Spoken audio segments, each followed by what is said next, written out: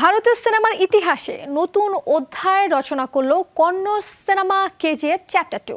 হিন্দি ভাষায় অতীতের সমস্ত রেকর্ড ভেঙে দিয়ে মাত্র 6 দিনে 676 কোটি রুপির মেগা ক্লাবে প্রবেশ করেছে সিনেমাটি।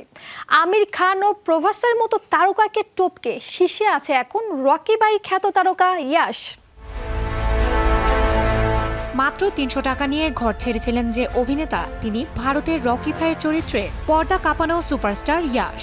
তার ক্যারিয়ারের শুরুটা কষ্টের হলেও আজ তার সিনেমা আয় করছে কোটি কোটি রুপি। তার নাম ছিল নবীন কুমার গৌড়া। বাবা ছিলেন বাসের কন্ডাক্টর আর মা গৃহিণী। ফিল্ম ইন্ডাস্ট্রির সঙ্গে কোনো সম্পর্কই ছিল না তার।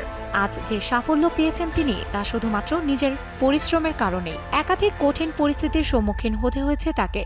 চড়াই উতরাইয়ের মুখে কখনো হার মানেননি তিনি। সে কারণে কন্নড় ইন্ডাস্ট্রিতে দাপিয়ে কাজ করার পর আজ তার সিনেমা মাত্র 7 দিনে আয় করেছে 676 কোটি রুপি। তার অভিনীত সিনেমা কেজিএফ চ্যাপ্টার 1 মুক্তি পেয়েছিল 2018 সালে। কন্নড় ভাষার সিনেমাটি সে সময় তাক লাগিয়ে দিয়েছিল সবাইকে, যেটি পরিচালনা করেছেন প্রশান্ত নীল।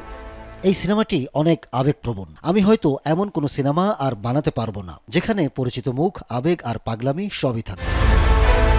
কেজিএফ চ্যাপ্টার 1 এর পর এর দ্বিতীয় পর্বের জন্য মুখিয়েছিল দর্শক, যেটি মুক্তি পায় এবছর 14 এপ্রিল। এরপরই এই সিনেমাটি রীতিমতো সুনামি তুলছে বক্স অফিসে। কন্নড় ইন্ডাস্ট্রির সিনেমা হয়েও কেজিএফ চ্যাপ্টার 2 বাজিমাত করছে হিন্দিতে। তৈরি করেছে নতুন মাইলফলক, যা অদূর ভবিষ্যতে কোনো সিনেমা অতিক্রম করতে পারবে কিনা বলাই বাহুল্য।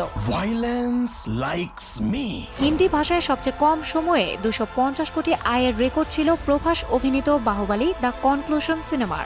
তেলুগু ইন্ডাস্ট্রির সিনেমা হয়েও মাত্র 8 দিনে এই বিপুল অঙ্ক আয় করেছিল বাহুবালী দ্য কনক্লুশন। দ্বিতীয় স্থানে ছিল বলিউড সুপারস্টার আমির খান অভিনীত দঙ্গল। 250 কোটি আয় করতে এই সিনেমার লেগেছিল 10 দিন। এগুলোকে টপকে মাত্র 7 দিনে 250 কোটি আয় করে নিয়েছে কন্নড় তারকা ইয়াশের সিনেমা কেজিএফ চ্যাপ্টার 2।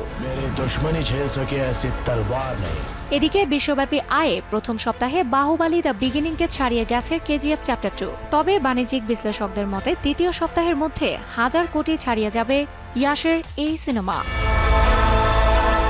সুমাইরা ট্রি, শোবিজ টুনাইট।